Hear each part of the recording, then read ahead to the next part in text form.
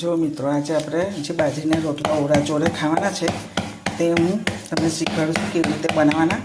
એક ગુલ્લું લઈ લેવાનું, નીચે થોડું લોટને ડસ્ટિંગ કરી દેવાનું અને એને થાબડીને બનાવવાના અને બીજો રોટલો થાય છે. જુઓ, ઘણી વખત એવું હોય કે આપણે ખાવો કોઈને આવડતો ના હોય. રોટલા ઉપર આપણે ગરમ ગરમ ઘી લગાવીશું.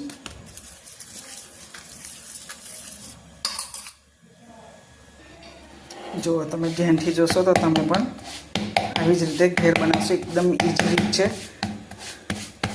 કન્ટિન્યુ ચલાવો તો કન્ટિન્યુ ચલાવવાનું. જેમ જેમ આપણે રાઉન્ડ ફરશે રોટલો એમ મોટો થતો જશે. જો આપણો રોટલો કેવો ફૂલે છે મિત્રો, એકદમ ફૂલીને દડા જેવો થઈ ગયો છે. તમે પણ આવી રીતે રોટલા બનાવો.